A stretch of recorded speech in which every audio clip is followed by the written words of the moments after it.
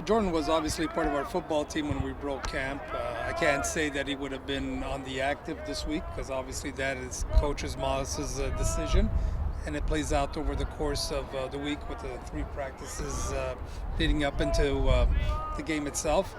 And we just had a conversation yesterday where he expressed, his views on, how he should be, maybe treated or factored into the decision process.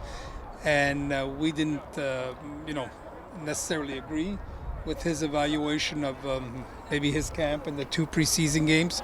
So it was just a mutual decision to just part ways and just go our separate ways for now. Right, so he didn't want to go on the practice roster? No, the practice roster was never offered to him. It was just for him to compete and see how it all plays itself out. Obviously, I'm not telling you anything you don't know.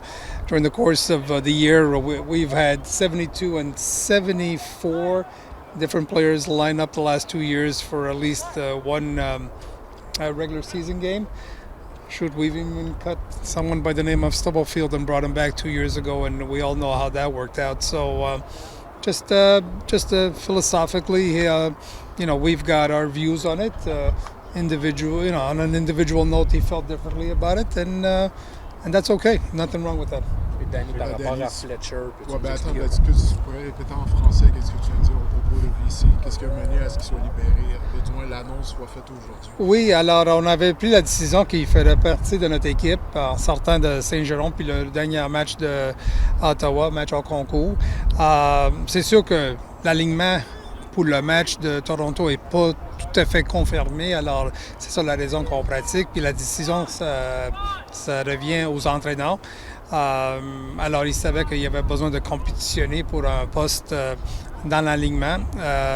Lui avait sa façon de voir les choses un petit peu différentes, basée sur ses 3 semaines à Saint-Jérôme puis les 2 matchs en concours. Il pensait qu'il méritait probablement quelque chose de plus concret pour le match qui s'en vient vendredi. Alors, on a pris une décision, nous, la direction, avec Jordan de le libérer.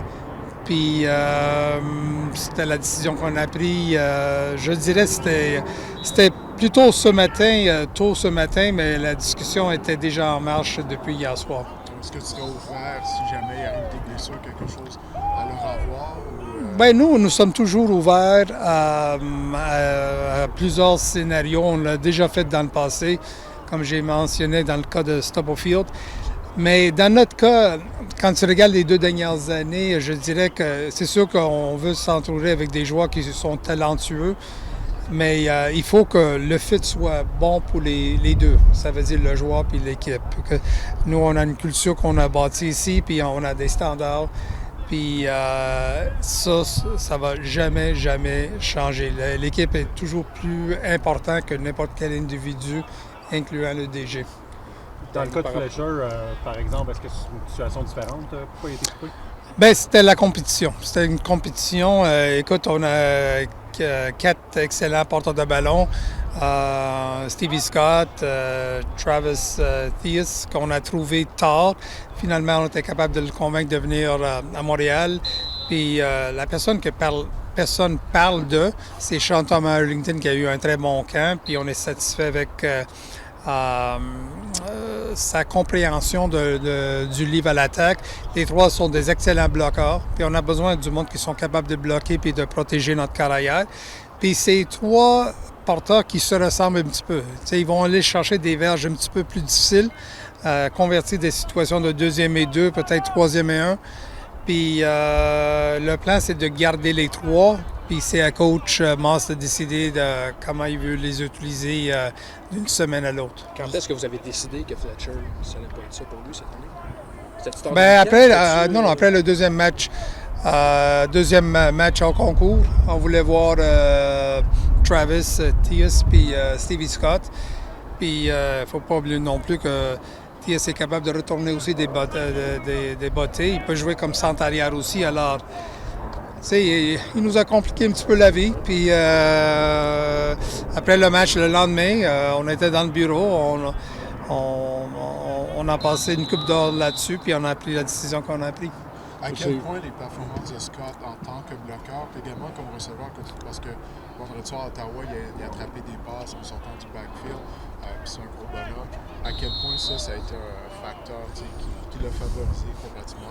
C'était énorme. Je disais que ça, c'était le facteur final, ou ultime qu'on avait besoin d'aller avec trois porteurs de ballon, en particulier quelqu'un comme Scott, qui a une gabarit en particulier qui va s'imposer comme porteur. Puis la seule chose que tu as besoin de faire dans ton cas, Didier, c'est d'écouter la description de Pierre Vercheval quand il a bloqué le demi-défensif qui est venu de l'extérieur de la boîte, puis il l'a affronté assez solide. Puis c'est justement ce genre de performance-là qu'on a besoin pour notre carrière, pour lui donner du temps, pour distribuer le ballon à nos receveurs. If you only have room for now for one American tailback on your starting roster, on your active roster, is that Scott more than Tejas? That'll be a coach's decision. Et puis Scott est comme up, c'est là aujourd'hui, on ne le voit pas faire grand-chose. Je sais qu'il avait subi une blessure, joue durant le camp, il a joué vendredi quand même. Son état de santé, est-ce qu'il... Il est disponible pour le match. Oui. Et c'est sûr il y en a plusieurs qui ont des petits bobos après 3 semaines du camp et 2 matchs au concours. Mais lui est disponible. Il va pratiquer aujourd'hui. Puis, je répète, les 45 joueurs qui vont s'habiller pour le match de vendredi, c'est notre entraîneur en chef avec le staff qui va décider c'est qui s'habille. C'est plutôt rare en tout cas, peut-être pas autant que pour toi que pour moi, mais il me semble 4 records dans la formation sans en avoir sur la formation d'entraînement. On voit pas ça souvent. Qu'est-ce qui a mené à cette décision-là pour vous? Décision qui est basée à court terme puis moyen terme, dans le sens que les 3 carrières qui vont s'habiller probablement vont être Davis Alexander, McLeod, Bethel Thompson puis Evans. 2 des 3 seront des joueurs autonomes à la fin de l'année. On a seulement Davis qui est sur contrat pour les 3 prochaines années. Puis Morgan est sous contrat pour les 2 prochaines années. Alors, c'est une décision qui nous donne une certaine profondeur cette année. Puis, ça nous donne une certaine flexibilité pour l'année prochaine. Quand tu as un choix de 7e ronde, les chances sont toujours contre toi de faire l'équipe, encore plus sa position de carrière quand tu arrives de la RSEQ. Qu'est-ce que tu peux nous dire à propos de Jonathan Sénécal? Puis bon, le camp qu'il a connu, puis ultimement la décision finalement de... Oui, je dirais que le camp était correct, mais Jonathan, il a compétitionné tous les jours. Il s'est présenté, il a donné un maximum d'effort, que ce soit sur le terrain, que ce soit dans les réunions, physiquement puis mentalement, il était prêt.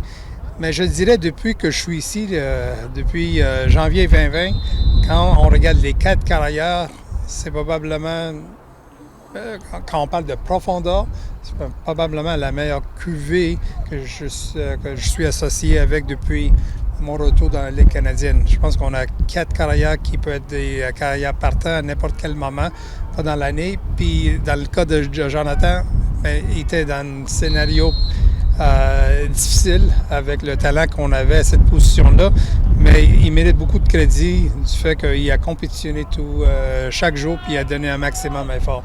Avais-tu un conseil ou une recommandation pour Jonathan quand tu l'as rencontré pour expliquer la décision? Mais je sais que Coach Moss lui a parlé directement. Moi, il y a un appel qui s'en vient là, de ma part parce que moi, j'avais une autre tâche samedi concernant le active roster puis les joueurs sur l'équipe de réserve. Mais je dirais continue de travailler fort. Je sais que lui veut prendre les 6 prochains mois de réévaluer sa situation. Puis si ça lui tente, je pense il lui reste une autre année d'éligibilité de retourner à l'école. Je sais qu'il a déjà son bac.